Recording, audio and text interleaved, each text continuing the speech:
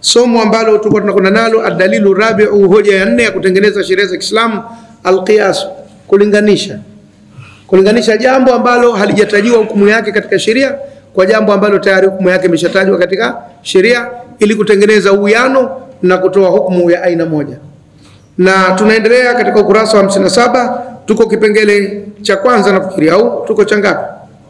Cha kwanza, Nassullahi ta'ala ala tahrimi al-khamri, au ikiwa ni nassa kwa fi'lu al-madhi na ndio inayopendeza, Nassallahu ta'ala ala tahrimi al-khamri wa huwa sharabu al-muskiru al-muttakhadhu min ma'i al-inabi an-nayyi ghayri al-matbukhi bin-nari fil aya. Amesema wazi Mwenyezi Mungu mtukufu juu ya kuharamisha mvinyo, wa huwa sharabu, nacho ni kinywaji, al-muskiru, chenye kulewesha, al-muttakhadhu, kinachotengenezwa, mimai, kutokana na maji, la inabi, ya zabibu, anayi, mbichi, zabibu mbichi, ghairi al-matbukhi, ambazo hazijapikwa, binari, kwa moto, fi aya, katika aya ifuatayo. Kwa hivyo hii ndio wine.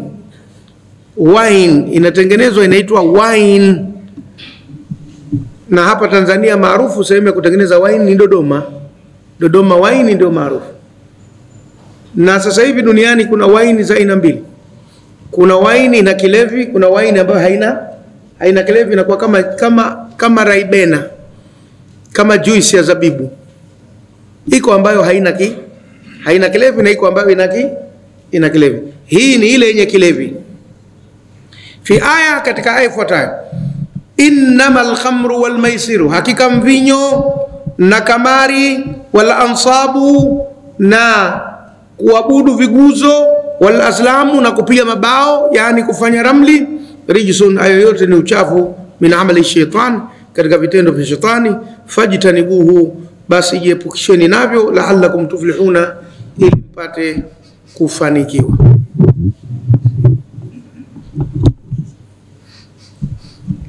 Hiyo ni aya ya Qur'ani na ni maarufu, inapatikana katika suratul Maida, ambayo ni sura ya 5 suratul Maida katika mpangilio wa sura za Qur'ani, na hiyo ni aya 90.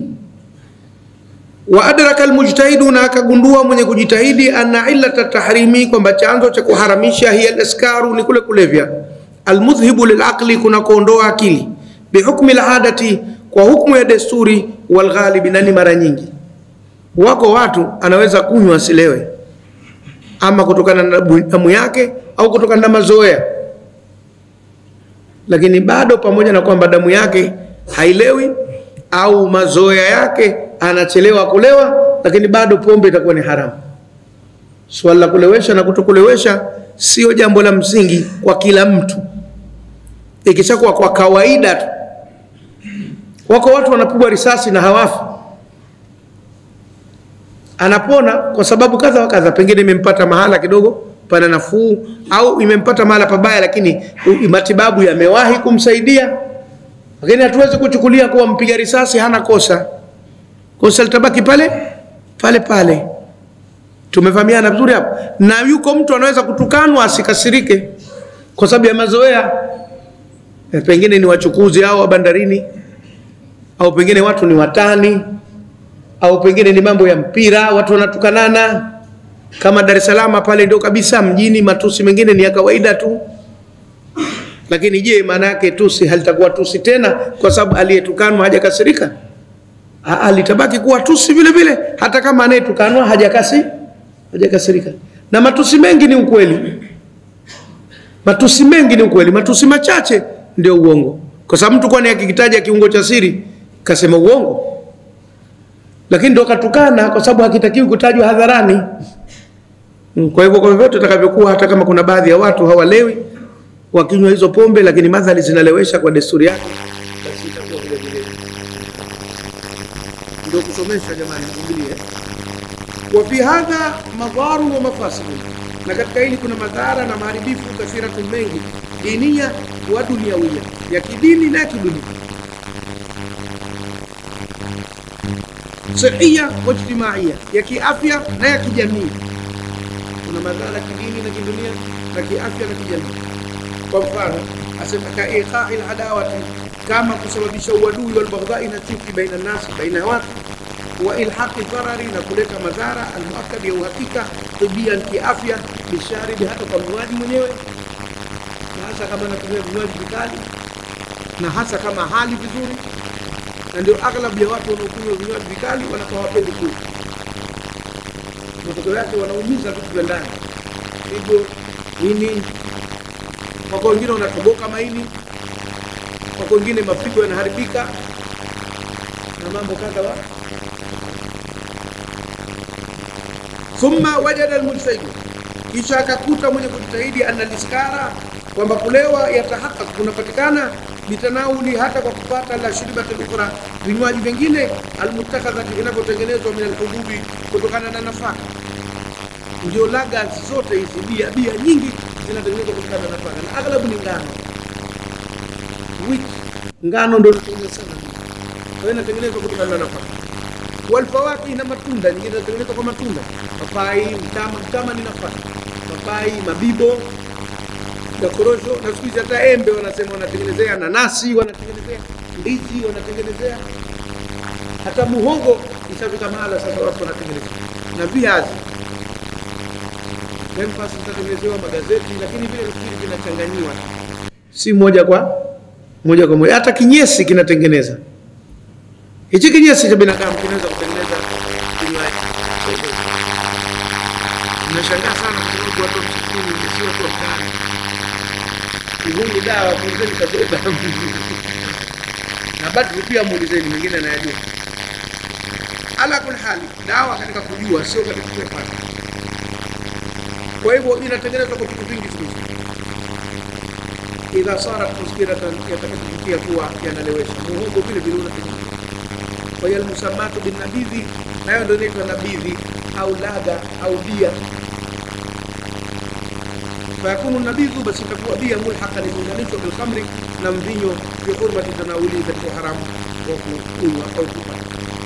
Wa arkanu hadha alqiyasi, na nguzo za kiasi hiki tulichotumia hapa, alkhamru aslu, mvinyo ndio asili, kwa sababu tayari tumekuta Qur'ani imeshahukumu mvinyo kwenye aya ya sura Maida pale, innamal khamru. Wanabidhu, nabia ndio far'i tawi, ambayo wakati Qur'ani inateremka duniani hakukuwa na bia, kwa sababu hakukuwa na kiwanda cha kutengeneza. Maana bia lazima itengenezwe na kiwanda, na ulimwengu ulikuwa bado hujatawaliwa na viwanda. Kwa hiyo ni jambo hili mpaka Qur'ani inamaliza kuteremka duniani hakuna bia, kuna mvinyo au pombe za kienyeji. والحكم الأصلي المنصوص علينا حكم أصلي لو تاجوا وزواجي kwenye sheria tahrimu ni haram. والعلة الجامعة نجام kinachokusanya baina al-maqis wal-maqis alayhi, baina kile kipimwa na kipimiwa, bila liskaru ni kile kulewesha ambapo tunapatikana katika yote. Kwa hivyo hata ukipatikana udongo ambao mtu akinusa analewa, itakuwa kunusa udongo ni haram. Hata ikipatikana perfume kwa mtu akijipaka analewa, basi perfume itakuwa ni nini? Haramu. Kwa sababu swala sio kitu, swala ni matokeo ya matumizi. Na hata kama baadhi yake watakuwa wanalewa na baadhi hawalei, bado itakuwa ni haramu, kwa sababu swala sio mtu, swala ni kile kitu chenyewe na kazi yake kinatokea. Kama wanazuoni ngoja wakatoa msimamo haya makuberi, magudka, sisi hamna sana mkubwa kule, bado yanakuja. Umekuwa marufuku zile kwa sababu pia zinasababisha kansa katika ulimi na mdomo. Ni mchanganyiko wa vitu vingi huko ndani, lakini mtu anatia mdomoni kama ugoro tu. Alafu anapata msisimko mkubwa katika mwili, alafu anatema. Na ile mate yake ni uchafu mkubwa, madoa. Ni zaidi kuliko tambuu. Mamuta na makubeli, na yanasababisha kwa mtu kuanguka. Na mambo kadhaa. Na kama mtu hapati choo akipiga ile, basi asikae mbali na choo. Maana kama atatoa upepo, nzi kwanza ndio atakaoanza kufa. Kwa hivyo lina matatizo. Kipengele cha pili, man'u nabii sallallahu alayhi wasallam al-qatila min al-irth bi qawli, au mana'atu kwa fi'l al-madi, mana'a an-nabii sallallahu alayhi wasallam al-qatila min al-irth bi qawli, amemzuia Mtume sallallahu alayhi wasallam muuaji asirithi kwa kauli yake, tusema la yarithul qatil, anayeua harithi. Yani ikiwa mtu amemuua mzazi wake, basi mtu yule aliyemuua mzazi wake hatapewa nini? Mirathi. ya yule mzazi. Na kama mzazi atamuua mwanawe, vile vile mzazi huyo hatapata mirathi ya yule mwanawe. Na ikiwa mume atamuua mkewe ni hivyo hivyo, na ikiwa mke atamuua mume hivyo, na ndugu hali kadhalika, kwa sababu itakuwa kaharakisha jambo kabla wakati wake. Kampasua kuku kutoa mayai, wakati angesubiri mayai akatagwa. Kamkosa kuku na mayai hakuyapata katika hali yake inayostahili. Kwa hivyo ukiharakisha mirathi unanyimwa wewe mirathi. La yarithu al-qatil, harithi yule aliyeua aliyemuua anayetarajia kumrithi. Wal illatu hiya istijalu shay, na chanzo cha sheria hii ni kuharakisha jambo kabla awanihi, kabla nyakati zake. Umeharakisha jambo kabla ya nyakati, usubiri afe yeye au ufe wewe ndio upate mirathi. Sio una haraka ya nini? Na tukiwaachia watu namna hii itakuwa hatari. Mtu akishakuwa na mali ataogopa zaidi wale wanaotarajiwa kumrithi kuliko wasiotarajiwa kumrithi. Ikiwa hatujawa wakali katika sheria hii, watu watauana. Kuna mzee mmoja alikuwa tajiri mkubwa sana katika sehemu fulani kwenye dunia hii. Akafika miaka 70 ndio kwanza na nguvu. Miaka 80 akaenda akaoa mwari. Ana nguvu kabisa. Watu kabla mzee wanao wanataka kurithi mali yake. Wao wanakuona huko ndio kukuua. Kafika miaka 90 bado anaendesha baskeli. Akashauriwa na wana sheria, bora hii mali uanze kuigawa kwa watoto. Ambeni wanangu, wewe utakuwa na hiki, wewe utakuwa na hiki. Uwapunguze ile tamaa ya kwamba lini baba atakufa, lini baba atakufa. Watakuua hawa. Kwa hivyo akaanza kuandikia mali mapema wale wanao ili apate salama. Binadamu sisi tuipo. Hata kwa wafalme linatokea wakati mwingine kwamba mtu keshafika miaka 80 hafi, na mtu anataka kurithi ufalme anaona nitakuja kufamie kabla ya yeye.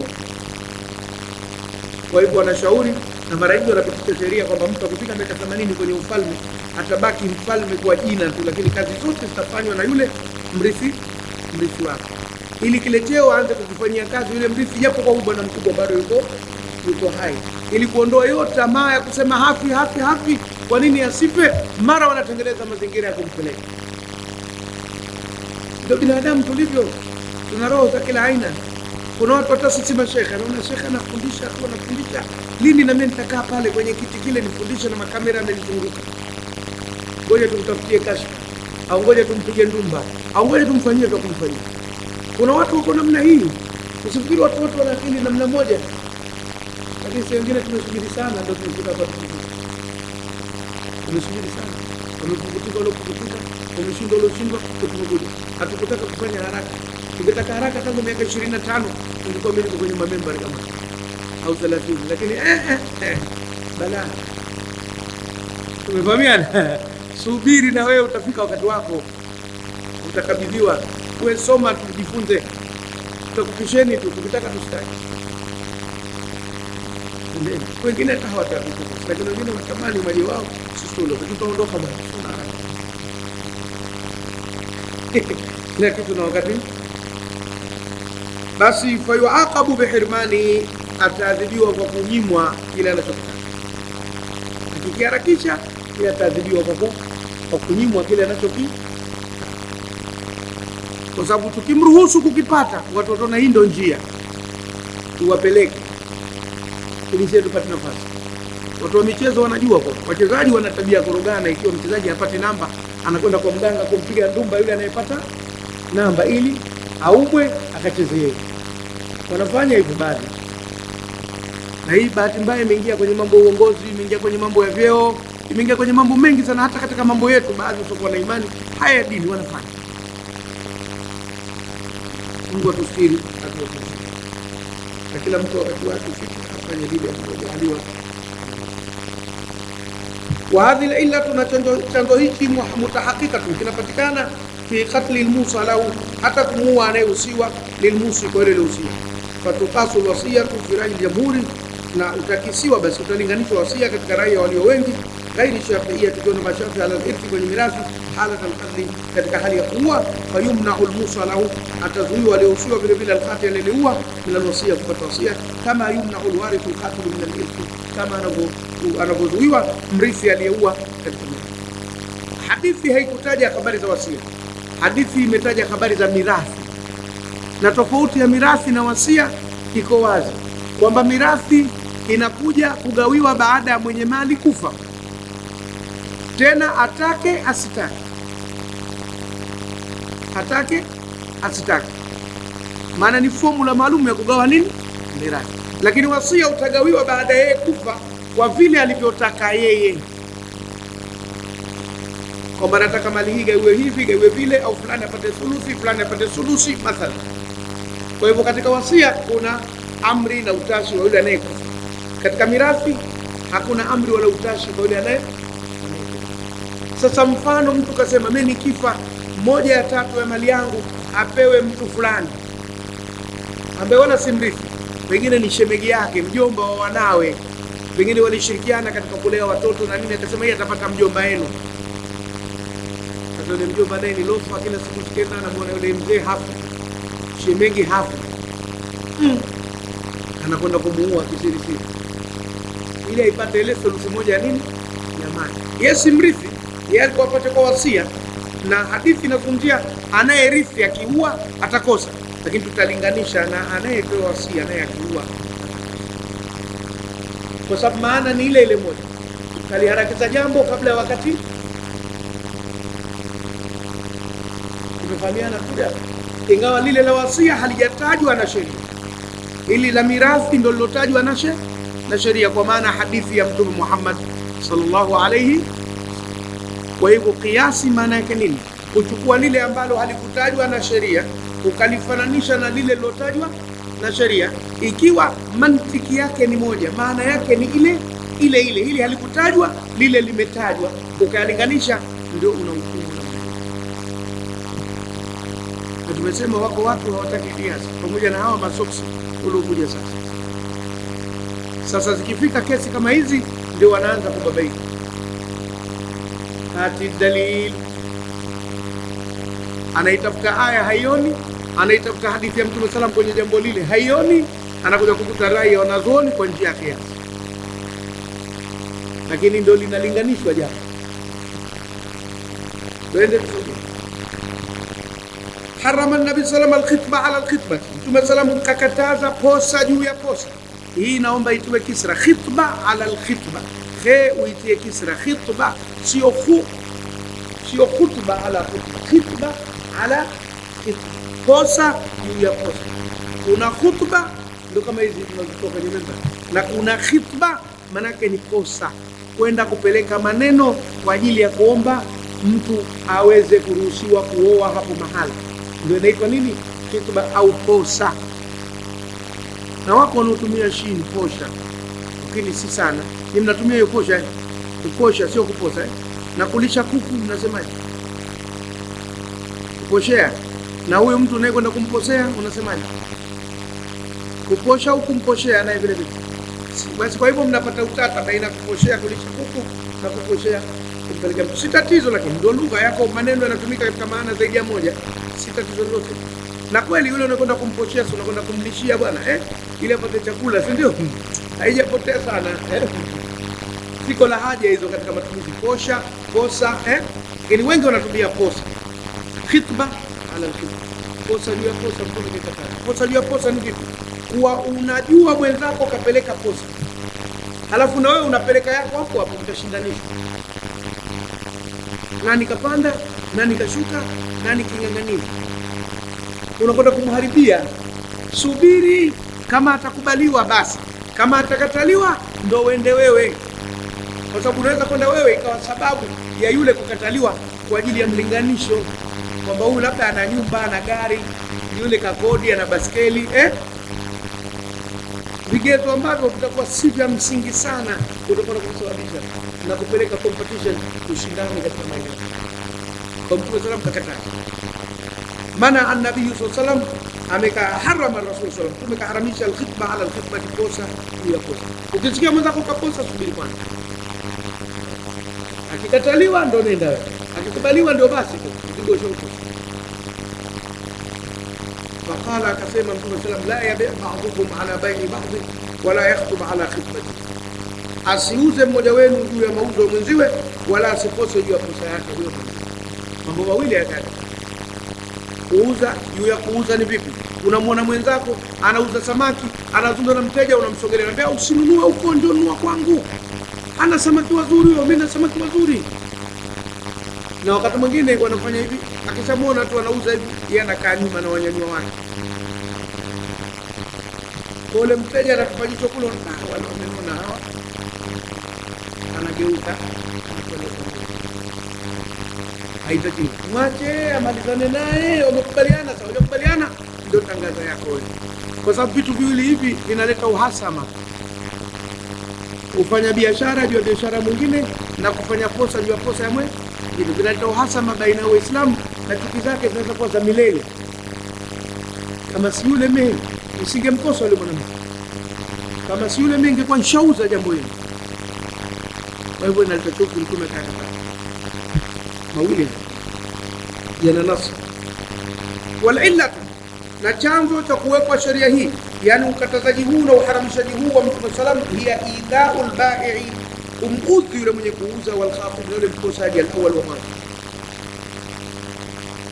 wa itharatu, na kuamsha fikrihi, chuki yake, wa tawrithu, na kusababisha adawati hii ya dunia. Kwa hivyo inasababisha uhasama baina yenu na ugomvi. وهذا المعنى نمانا hii mutahaqiq, inapatikana vile vile fi ayi aqdin akhar, katika mkataba mwingine wote, kastijari shakhsi ala istijari akhihi, kama mtu kwenda kukodisha juu ya kukodisha kwa mwenziwe. Kwa mfano kuna milango miwili ya duka, ushamwona mwenzako anafanya mapatano na mtu, unakwenda kwa mlango ule si mzuri, uko kichochoroni, wangu uko barabarani, umefahamiana, usiingie huko. Kukodisha gari ndo hawa watu wa madaladala ndo wanafanya sana, na wengine wanachukiana kwa kweli, hasa wale warusi moja. So unamwona mtu kapaki hivi, pana abiria anakuja, mwingine anakaa mbele, hii tunaondoka dada, ingia huku, ya kwenda ustaz, tunaondoka hapo, utachelewa. Anampiga bao mwenzake, wanafanyana sana hii. Na mara unamuona na mwingine naye anakwenda afu na mzinga mbele, anamzuia asipite, mnachelewa. Yanafanyika sana. Yote haya yanasababisha uhasama. Mtume sallallahu kakataza kila mmoja afanye jambo lake kwa uwepesi zaidi, bila kuudhiana na mwenzi. Basi fayahrumu, itakuwa haramu, qiyasan ala tahrimi alkhitbati ala alkhitba, kwa kulinganisha na kuharamisha posa juu ya posa, lishiraki ma fi illati alhukmi, kwa kushirikiana katika mambo yote hayo kwenye chanzo cha hukumu, nacho ni kumuudhi mwenzako Muislamu. Baadhi wanazoona nasema ikiwa mfanyabiashara yule si Muislamu, fanya tu, kwa sababu hapa akasema la yakhtuba ala khitbati akhihi wala yabi ala bai'i akhihi, asifanye biashara juu ya biashara ya ndugu yake, au posa, au baadhi yenu kwa baadhi yenu. Kasema manake ni Waislamu kwa Waislamu, usio kwa Waislamu mwafanyie, lakini haipendekezwi, kwa sababu madhali nyote duniani mnaishi pamoja, haitakiwi kujengwa nini, chuki. Hata kama si Muislamu, yeye anatafuta riziki vile vile. Na hili la posa litatokea vipi kwa Muislamu? Nalotokea la biashara tu na kukodisha. Si vizuri kufanyana chuki watu mnaoishi katika mji mmoja, katika nchi moja, katika eneo moja, kwa sababu iko siku utapata tatizo, nyumba itaungua usiku na jirani yako ndio yule umfanyia mambo haya. Atasema okay, na yeye kanifanyia ubaya, na mimi namwachia liungue jumba lake. Wataingia wezi, na yeye ana simu yako haina vocha, badala ya kupiga simu polisi atasema sema chochote, na sikanifanyia ubaya. Italeta faida gani? Si rai sahihi waliosema kuwa ati wasoko Waislamu tu wafanye. Hakuna binadamu yoyote asifanywe haya. Utu madhali tunaishi pamoja, tuishi kwa amani na kwa mashirikiano katika ubinadamu wetu. Tumefahamiana vizuri hapo? Kwa hivyo utalinganisha tena mambo mengi zaidi ya hayo. Si lazima iwe tu posa labda na biashara tu, na manunuzi hali kadhalika. Kuuza msifanyane hivyo, na katika kununua msifanyane, njoo lipe mie nitanunua kwa bei juu kuliko wewe unayemuuzia. Vile vile usifanye. Wauzaji wasifanyane na wanunuzi wasifanyane. Hata waposaji wasifanye na wale vile vile wanaoposewa wasifanye. Kwa sababu anajua kwa mtu anataka kuposa kwa mwenziwe, akaenda bana we mwachaje kwangu huko asitoke, au unakwenda kuposa kule kwenda kuposa kuna mtu watoto wazuri nao mimi huku. kutiliana fitna kwamba fulani isiingie ndoa kule ijiingie upande pia hayafai yote kwa njia ya kiasi, kwa sababu mantiki yake ni ile moja, mnakerana, mnaudhiana, mnafanyana uhasama, hayafai yote. Sisi Waislamu bwana, kuna misikiti imejengwa humu na wafadhili wakubwa. Msikiti mingine imejengwa na serikali za nchi za Arabuni. Kuupata uimamu wa msikiti huu, mpaka upite juu na chini, upite kwa wakubwa, upite kwa wadogo, uhonge, ulishie, ufanye fitna, fulani hafai, yule na msimamo fulani, yule na hivi. Kwa sababu pana nini pale?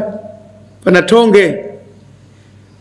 Na kupata nafasi ya kutoa hutuba hapo, ukipanda wewe kwenye member kuna watu wanakutolea mijicho hivi, atakuwa kapoa shilingi ngapi yule pale member ile, hutuba ile. Na yule aliyekaa kwenye member ile anainoa ile hutuba, anaijaza, na hasa kama kapita mkubwa tena, wa ulil amri minkum, anaijaza ile hutuba pale, anajipigia debe. Sasa matokeo yake ibada zinakuwa na mushkeli, hutuba inakuwa na mushkeli, madarasa yanakuwa na mushkeli. Mungu atuepushe bwana. Sisi tunataka hizi amali tupate thawabu. Hata haya makamera wakati mwingine yanababaisha watu. Kuna mtu mmoja kanisimamisha njiani, "Sheikh Msaba, wewe unawalipa shilingi ngapi watu wa makamera wale? Kila kamera inakutoa wewe." Nikamwambia kawaulize wao. Mimi si walipi na wao hawanilipi, lakini kawaulize wao. Mimi wala sijawaita mimi watu wa kamera hata siku moja, nakakumbeni. Hata siku moja sijaita kamera mimi katika darasa yangu. Lakini kuna watu wanafikiri kwa mimi labda nalipwa au nawalipa watu wa kamera. Wakiniletea chochote nitapokea, lakini si kwamba tunalipana. Wala hatuna mkataba wote. Sasa kuna mwingine anaona kwa nini yeye hatokei kwenye vyombo vya habari. Sisi mashehe. Ibilisi anatuchezea. Kwa hivyo nendeni na kwingine bwana. Isionekane kwamba mimi peke yangu ndio ninafanya mambo haya. Twendeni. حرم القرآن الكريم البيع وقت النداء لصلاة الجمعة. قرآن tukufu imeharamisha biashara wakati wa adhana au wito wa sala ya Ijumaa. Na tunasisitiza hapa ni ile adhana inayomweka khatibu kwenye membari, sio ile adhana ya kwanza, adhana ya pili. Ile adhana inompandisha khatibu kwenye nini? Kwenye membari, ndo idha nudiya lis-salati min yaumil jumu'ati fas'au ila dhikrillahi wa dharul baya. Hii adhana ya pili, kwa maana ya kwanza kabisa ile ya saa 6:30 wakati Qur'an inateremka haikuwepo, na wakati wa Mtume salam haikuwepo, na wakati wa Abu Bakar radhiallahu anhu haikuwepo, na wakati wa Umar ibn al-Khattab radhiallahu anhu haikuwepo. Imekuja wakati wa Uthman ibn Affan, nani khalifa. Na tena basi yeye aliweka muadhini sokoni, sio msikitini. Ile adhana ya kwanza alimtengenezea kijukwaa sokoni, adhini kuambia watu kuwa leo ni Ijumaa, anzeni kufunga tena. Isije kuwa ile adhana ya kumpandisha khatibu kwenye membari ndio inakutoa wewe sokoni. Na yeye kafanya kiasi cha adhana ya mwanzo ya alfajiri katika mwezi wa Ramadhani kwa ajili ya kula daku. Kwa hivyo kaona ile ilikuwa ni kuwashtua watu wale daku, maana adhana ya mwanzo vile alfajiri lengo lake lilikuwa ni daku, na ndio maana wengine wanaileta katika Ramadhani tu, mwezi wa kawaida hawaileti. Tena akachukulia na Ijumaa kufanyia kiasi yeye, na ndio maana yako madhehebu ya Kiislamu hayana adhana mbili ya Ijumaa, wana adhana moja tu, lakini kuna wengine wanazo mbili kwa kuchukua ya Uthman. Sasa adhana tunayozungumza hapa ile kutoka kwenye Qur'ani ni ile adhana inompandisha khatibu kwenye nini? Kwenye membari, ndio hii hapa. Kwa hivyo harama al-Qur'an al-Karim al-bay'a waqta nidai li salati al-Jum'ah fi qawlihi ta'ala ya ayyuhalladhina amanu idha nudiya li salati min yawmi al-jum'ati fas'au ila dhikrillahi wa dharul, na acheni biashara. Suratul Jumu'ah hiyo aya ya 9. Wal illatu, na chanzo ni nini cha kukatazwa? Hiya tashaghulu bil bay'i anis salah, kujishughulisha na biashara ukaacha sala. Hilo ndo tatizo. Ile ya mwanzo huachi sala kwa sababu bado watu hawajaanza kushughulika na mambo ya ibada, lakini inakuandaa. Kwa hivyo ikiwa chanzo ndio hicho, wa hadha inda jamhuri ghairu alhanabila, na hichi kwa wanazuoni walio wengi ukiondoa watu wa madhhabi ya Hanbali, mutahaqiqun fi ayi aqdin, inapatikana katika mkataba wote au biashara yote au amalin akhar au kazi yoyote, kalijarati wa rahni wal kitabati, kama uandishi, kama kukodisha, kuweka rahani na uandishi, fa yakunu mamnu'an, vyote vitakuwa vimekatazwa, litawafuri illati man'il bai'i, kwa kupatikana chanzo cha kuzuia biashara. Isiwe wadharul bai'a, acheni biashara, basi ni biashara tu. Fundi muhunzi aendelee na manyundo yake kwa sababu yeye hafanyi biashara, au mpika supu aendelee kupika supu kwa sababu bado hajaanza kuuza, au mshona nguo aendelee kushona kwa sababu yeye hafanyi biashara, au anaezeka nyumba aendelee kuwezeka kwa sababu hafanyi biashara. La hasha, pale pametajwa biashara, lakini kitu chochote kile kitakachokushughulisha wewe ukaacha kwenda kusali, basi kitakuwa sicho. Tumefahamiana vizuri hapo? Pana jambo moja tu linajitokeza kwa wakati mwingine kwenye maswali, kwamba ikiwa Ijumaa ziko mbili katika eneo hilo, kuna moja wanaanza mapema, moja wanachelewa kidogo, na we ni mwenye kusali ule msikiti ambao wanachelewa, na we unataka umalizie jambo lako dogo tu hapa, unaweza kulimalizia hili kwa sababu ukifika kule itakuwa bado hajapanda kwenye membari, au usilimalizie kwa sababu hapa pa karibu tayari atakuwa kishapanda kwenye membari. Hilo lina mjadala kwa wanavyo.